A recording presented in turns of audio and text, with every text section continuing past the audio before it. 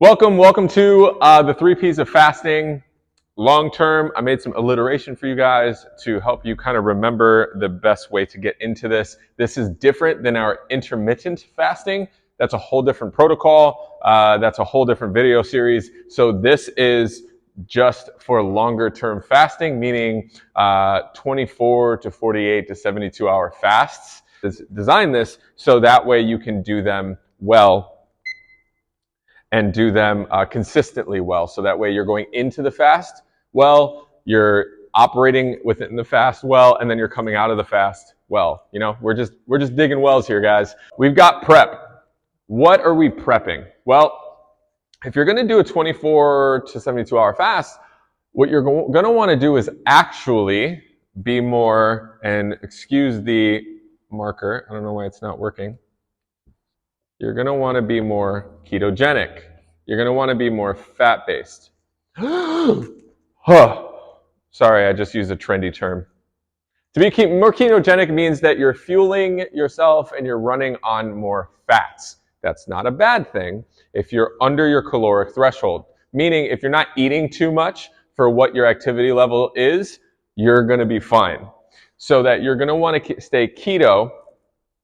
You're going to want to stay this way leading into a couple weeks leading into your fast. So that's what the prep is. The prep is about 1 to 2 weeks, if you're taking notes, because you might not even be able to see this because my marker is not working. 1 to 2 weeks of prep time in more keto.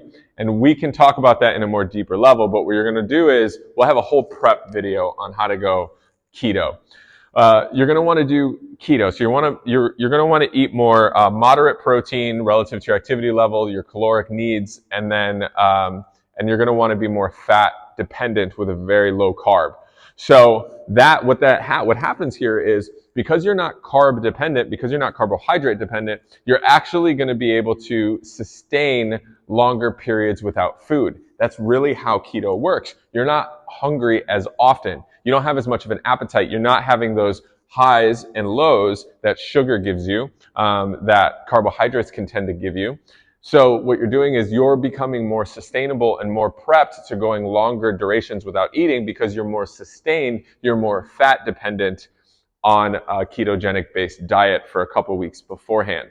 1 to 2, it just depends on how proficient you are at it. If you have never done it before, you're going to lean more to the 2 weeks. If you're pretty proficient and you know how to step into it really well, then you're going to go maybe a week will be enough for you. Okay? Número 2, posture. You're going to have the right posture when you're going into fasting. So we already know we're setting yourself up with keto, with a more ketogenic based diet, with a more fat dependent diet where you're not eating as often and your appetite's already starting to subside. You're starting to understand what it looks like to not have to eat all the time, to not have to have all of these cravings, to be more satiated, to be more satisfied with the food that is fuel, and that way you can take on the rest of your day and your life and not really be so dependent on that dessert or this meal or that pasta. You're just really already getting there. So your posture is really about the frame of mind, the literal, if you think about like a mental posture, how are you standing? How are you presenting yourself in this, okay? Typically, well, sometimes what we see is people can have a posture of, they want people to know that they're on a fast. They want people to ask them questions and be all about what I'm doing in my fast. Well, when you become reliant on other people's excuse me, when you become reliant on other people's acceptance or questioning, or you're taking kind of an arrogant posture that you are fasting, that you are doing what you're doing, what it does is it detriments and it degrades really what the power of this will do for your life. And so the posture is one that is, I am capable of taking on, and I'm capable of not being so self-reliant on my food, my appetite, on my needs, and I'm actually more able to be the same person I am, maybe even more clear-headed because I'm not having instant gratification and I'm not tied to having and needing this fuel source, I'm actually good, right? And you're not looking to make it a public spectacle. You're actually doing it for an intrinsic value. You're doing it for the posture that I'm going to become better. I'm going to develop more resiliency. I'm going to understand myself better and what I'm capable of. And inherently, don't get me wrong, inherently that's going to benefit your sphere of influence. That's going to benefit the people around you, but it's not something that you really necessarily need to project, because it becomes a little bit false and you don't get as much power from it. You don't have the right posture. You have a posture of arrogance rather than a posture of humility. So while you're prepping, understand your posture in it and understand what am I really doing this for? What do I really want to get out of this? Who do I want to become by really doing something difficult? And not because you're doing what other people aren't, and maybe that's some of the competition, but doing what you're capable of doing. 72 hours can be a very long time if you don't have the right posture about it. And it can be even more challenging and a trap to being something that is seen as a punishment if you don't have the right posture. So this can be very difficult. But again, if you set yourself up to understanding this is something that's going to build me and something that's going to challenge me and showcase really where I am relative to where I thought I was, it can be a very powerful and incredible thing for you to do. So you're prepping and you're having your posture about this. You're not arrogant in this. You're not projecting anything. You're doing this in a way that's more humbling yourself to understanding yourself, to becoming more resilient to the process. You're getting maybe more clarity about some decisions you have to make.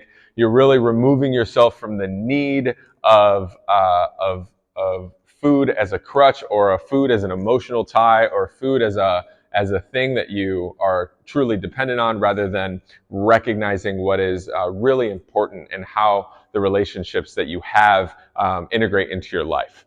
Okay, so we prep, and posture is going to be very important. So pursuit. I tried to write something down, but the marker didn't work. Pursuit is you've set up your posture. You understand what you're doing, or how you're going to go about it. You understand that you've prepped for it, so you're already leaning into the process that it's going to take for you to do this fast. And then there's pursuit. So you're actually on the starting line. You're in the right position, the right posture, and then bang, the race starts. And it's not like a sprint on a track. Let's say it's more like a obstacle course race, where you're going to be able to hit certain obstacles. You're going to be able to climb over walls. If you've ever done them, we did Spartan races a lot.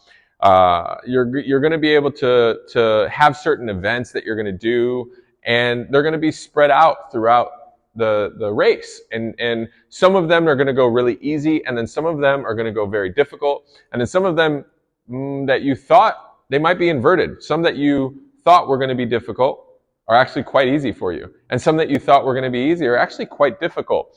And so in your pursuit of the finish line of this race, you do have to understand you've already prepped well for it. You've already had the right posture. So now it's just going through it. And at certain points of the race, there's an opportunity to take a water break. And we're on a fast, so you're drinking water all the time. But there's an opportunity to catch yourself. There might be a break. There might be a point where you have to stretch and kind of gather yourself a little bit. There's going to be a point where you might have to slow down, where you didn't realize you'd have to. And those are the moments in your pursuit of the finish line to do it well, to do it with excellence, to do it with that right posture.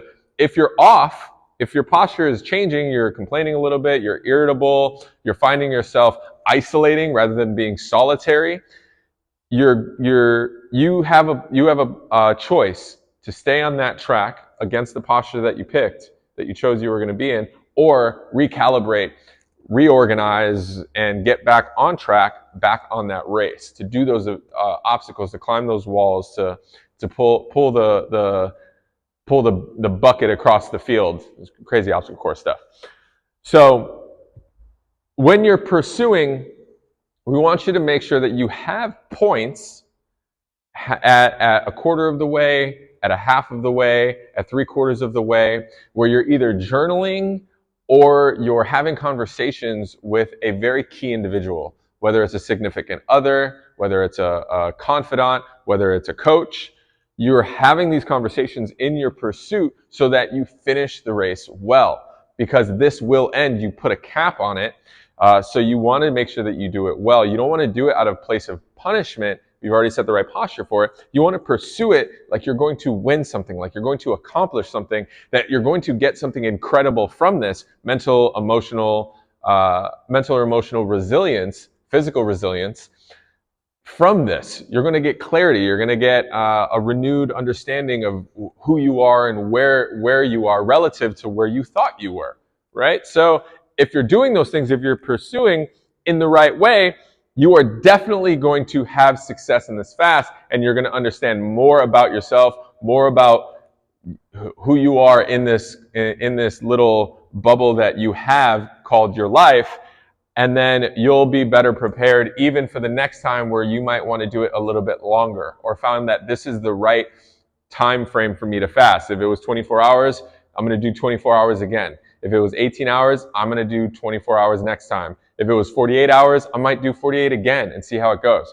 But you're going to, one, set yourself up to pursue this one fasting time frame, and with recalibrating with the right posture because you prepped well. And then when you finish this fast because you pursued it well and pursued excellence and pursued an accomplishment at the end of it, then it will allow you to understand how to do it even better the next time, and you'll continue to be able to do this consistently and find your life continue to elevate because you implemented this as a way for you to elevate in every area of your life. All right, so there's a little bit of the 3 Ps for long-term fasting. I hope this helped you. I hope you do well with this, and we will catch you in the next video. I'm your coach, Mitchell. Peace.